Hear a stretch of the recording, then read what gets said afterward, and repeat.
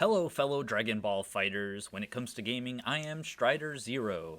So, originally, this video was part of a longer top 5 Dragon Ball guest fighters video, but I decided it would be better to just get rid of the clickbaity element of surprise, who'd you pick? Show me what you got! Kind of thing, and just get right to the characters, make each video just a bit more bite sized.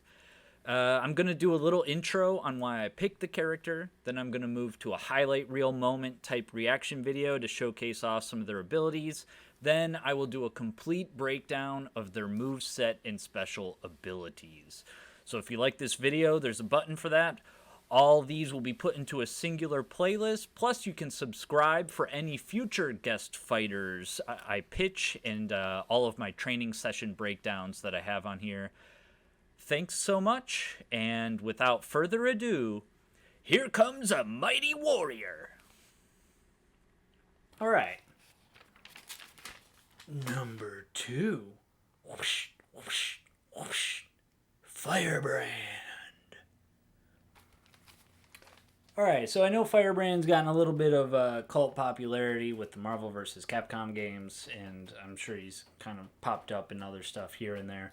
I never played Ghosts and Goblins, so I'm not a true original from the start Firebrand fan, but I did get Gargoyle's Quest, right? I got Game Boy used, and it came with Tetris. But then the first 3 games I bought were Kirby's Dream Land, Gargoyle's Quest, and some football game. All right, so this is a little story for Gargoyle's Quest. For the sake of conversation, I'm just going to assume the years. Whatever. So when I was like 7 or 8, I could not beat the first stage. Like, it's a side-scrolling platformer game, and you gotta climb stuff and shoot stuff with the fireballs that come out of your mouth. And I could get to the end boss, but I could never beat the game or the stage. And so I gave up, right? Like, my dumb little child hand-eye coordination just could not handle it. All right, and so that was when I was about 7 or 8. So we'll say a few years later, I'm about 10 years old. I could beat the first level, and upon beating the first level, you go through this door, and then the world opens up to like a top-down, like Zelda 1 or the Turtles game for Nintendo. There's like a top-down world, but then also once you go into something, it becomes a side-scrolly thing. So that blew my mind. I was like, I was so far off. This isn't just the first stage. This is just the first step of this quest. Like, holy cow. 8-year-old me was pathetic at gaming. And so that was pretty cool. And the back of the box and the manual never hinted that that was even a thing. So that was like, yeah, of course I wouldn't know, right? Like, I didn't have the internet or like, I had some gaming magazines, but not a Gargoyle's Quest one. So then I progressed to a point where you have to like get to this desert and there's this force field, and I'm sure I couldn't figure it out, which is probably because I didn't talk to someone in a village and I probably wasn't paying attention.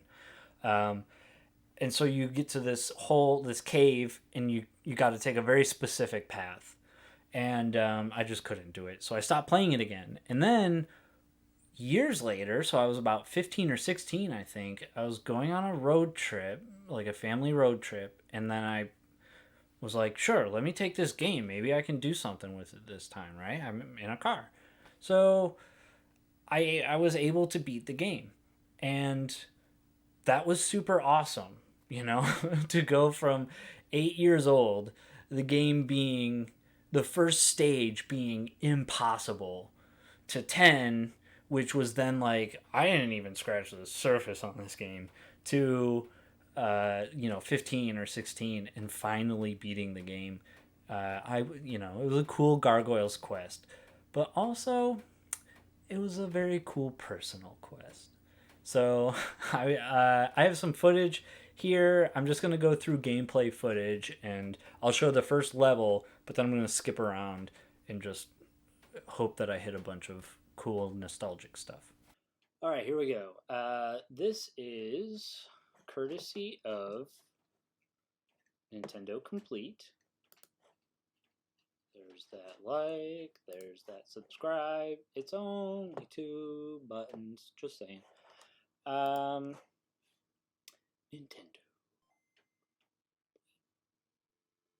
Alright.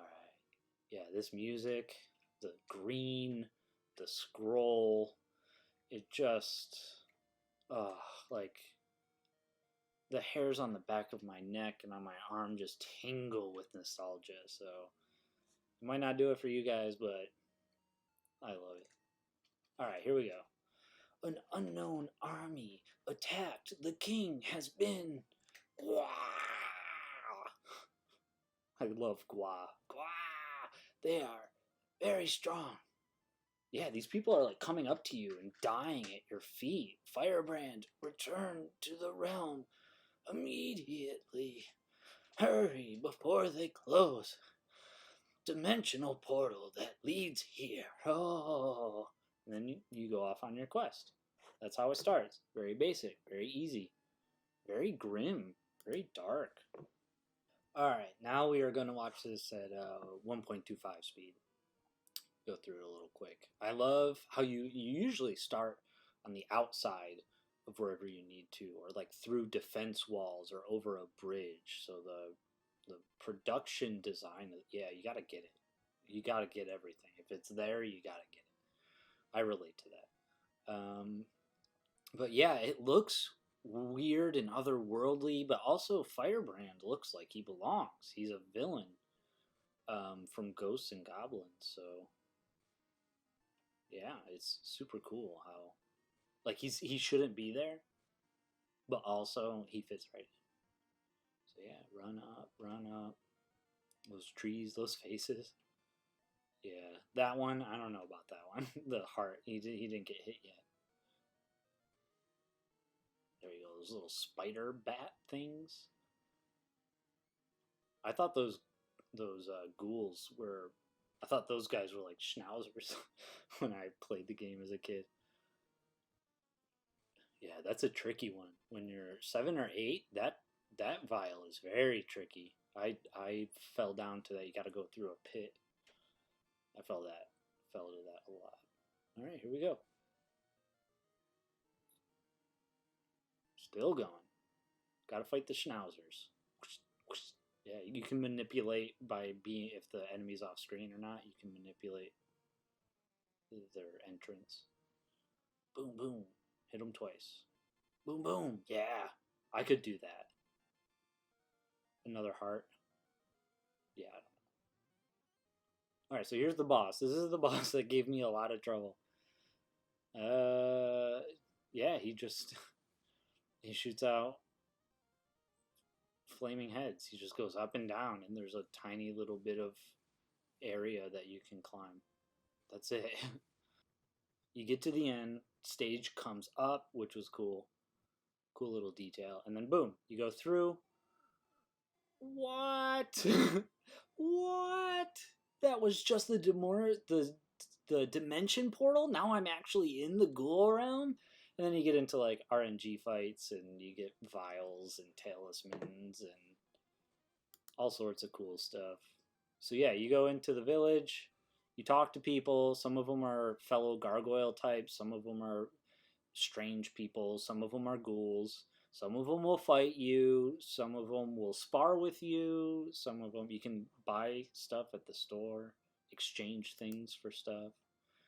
King Darkoan, yeah, they spell out the story. Then yeah, you can go up. You don't know if he's gonna, oh, help me. Some of them will be like, help me, and then they'll fight you. They're tricky. All right, yeah. So then you go to a fight scene, but then you cross a bridge. Talisman of the Cyclone, not bad. That bridge is super easy. It's just a couple jumps. Oh yeah, those eyes. Oh yeah, we skip by a lot. That's fine. Idris Elba. Ooh. Suicide Squad. That was a good movie. I liked it. King Shark. Fan favorite. King Shark. Yeah, me and my wife loved King Shark. Yeah, it's just a bunch of fetch quests. Like, but I loved it. Yeah, it's just go get this thing. Oh, I'm weak. Go fetch this. Go fetch the fingernail of the specter, or the rod of something. The Rod of Gremlins. Yeah, that'll make me stronger. And then I'll give you more life. And then the codes. Oh my god, the codes.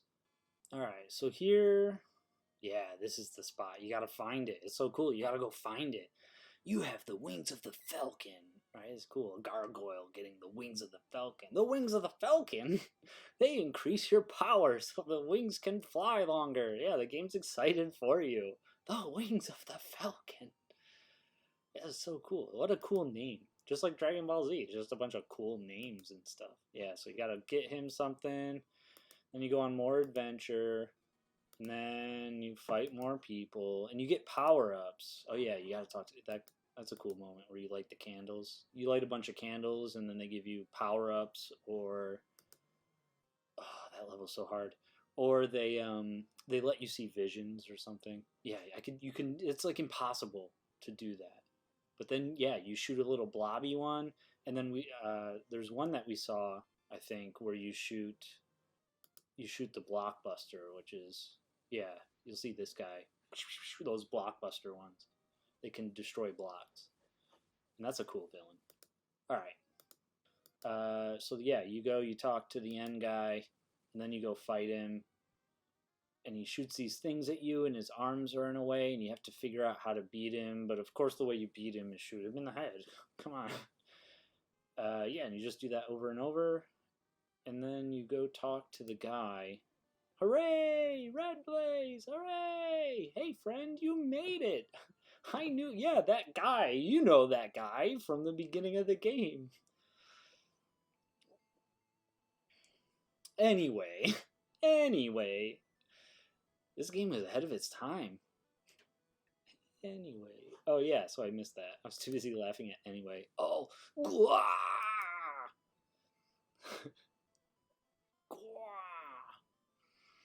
I hope you'll stay here and help us.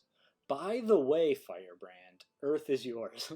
By the way, if you can conquer the Earth, you can be king there. Good luck. Yeah. How nice. Yeah, you saved the Earth, now it's yours. Here you go. And then you get the end scroll, and then you get, yeah, it goes through the cast of characters, just like in Mega Man X. Zakudruzer. Alright, so let's go take a look at Firebrand's moveset.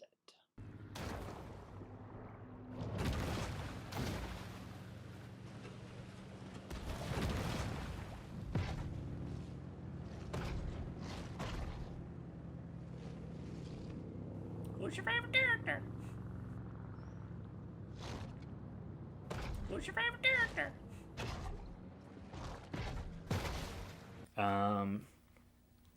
Yes.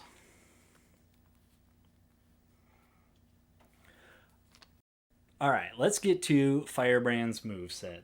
But before we do, we have to go over his special ability. His special ability is going to be he holds out a candle, and instead of doing the classic Dragon Ball Z power up, the key charge, so when you hit the key charge, he pulls out a candle, and that will instantly fill whatever key level he's on. So if you're on level 2, it will instantly fill level 2. So if you already have 3/4 of it, it'll only fill a little bit. If you only have 1/4 of it, whoosh, goes the whole way.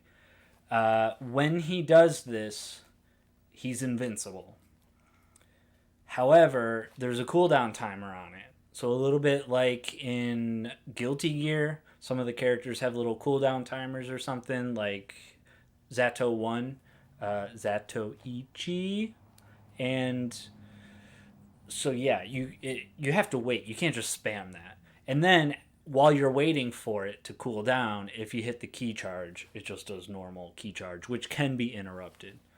All right, but getting on to his moves, wing lunge is the first move. Kind of a no-brainer.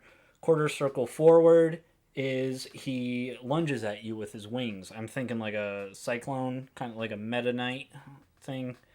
Light, medium, or hard determines the length of the lunge. And then you can follow it up with a light, medium, or hard to do the different kinds of knockdowns. Wing shield is going to be only on the ground, and it's quarter circle back, and light, medium, or heavy. What he does is he shields himself, right? He shields himself with his wings, and then it's a counter. So when they attack, you can follow up. Light, medium, heavy again determines the different knockdowns. It's not like Zatuichi. It's pretty, the normal stuff. Wings of the Falcon. The Wings of the Falcon. It's quarter circle back in the air, and that lets you fly. So it's kind of like Zamasu's move. He has that one thing where you can fly. But with Wings of the Falcon, when you jump, the first time you do it, you can only fly a little bit. The second time you do it, you can fly longer. The third time you do it, you can fly infinity. Because that's how you do it in the game. You do a little bit by little bit until you can fly forever. So, but then when you do it a fourth time, that specifically is to reset the loop, and then you have to do it again. So it's kind of like a Tien with the Chaozu thing, and it also creates an element of like, oh, he's flying. Can he fly forever? Or is he going to fall right away? Then we have swooping claws. Swooping claws is if you're in the air and you do quarter circle forward. That's where he doesn't move like that. And it interrupts his fly time. So if he's got infinity fly time here, he can have because he hasn't hit the ground yet. And that's kind of like his Ghosts and Goblins gimmick, right? Going up and down. His keys are going to be, of course, a fireball. His quarter circle back key is going to be the claw fireball that we saw, or the claw power up, where he will shoot backwards away from the opponent a sticky pile onto the edge of not the edge of the screen, but the edge of the stage.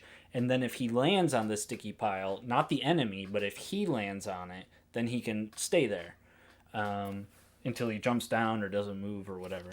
Quarter circle forward key is going to be the blockbuster one that we saw, and that is going to cut through projectiles. So if you do a little projectile blast, it's going to cut right through it. If you do a beam, the beam is obviously going to supersede the blockbuster. If you hit down in key, you can shoot out dark fire. That's the last weapon that you have to use to kill the boss. And that is going to...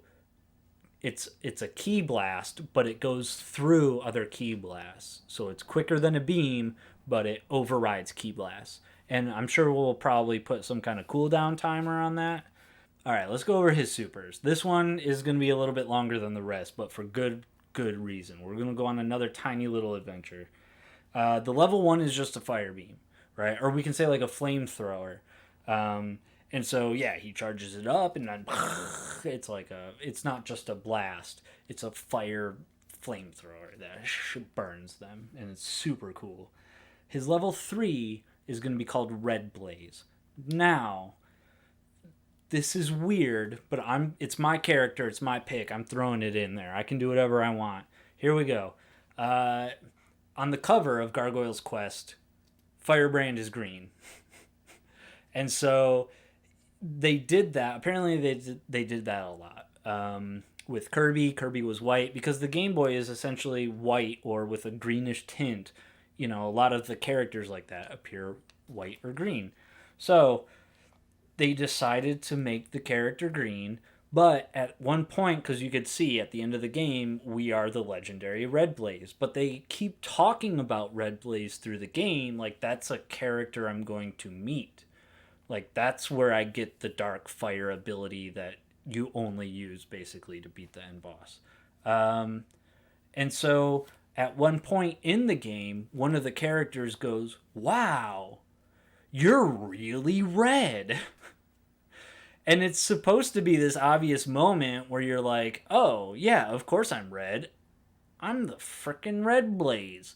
But, no, like, for me, I was like, oh, holy cow, I'm red? Like, maybe I'm, like, destined to be the Red Blaze, but I didn't even know it. I was just like, yeah, I'm just some gargoyle who's helping out, right? It's my job. I'm a protector.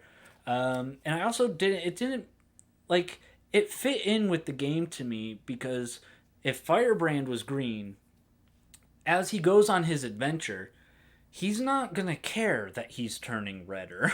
Like, he's not going to make a big deal out of it. And I don't imagine a lot of the other characters really would, too. So it made sense that one of the characters was like, wow, you're really red. And you go like, I've been too busy fighting people and looking for wings under trees and finding talismans of the cyclones. Yeah, I guess you're right. I am really red. Maybe I just thought I spent too much time out in the sun.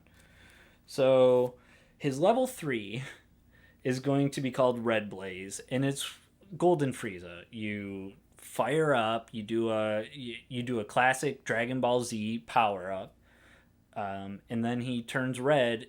I'm sure he's got like a fiery red aura around him too, and you just get super strong. Or whatever is Frieza's Golden Frieza level 3. How it's the same cost. And so yeah, that's it for Firebrand. That was a lot of fun for me personally, especially to throw in that twist of the green to red switcheroo.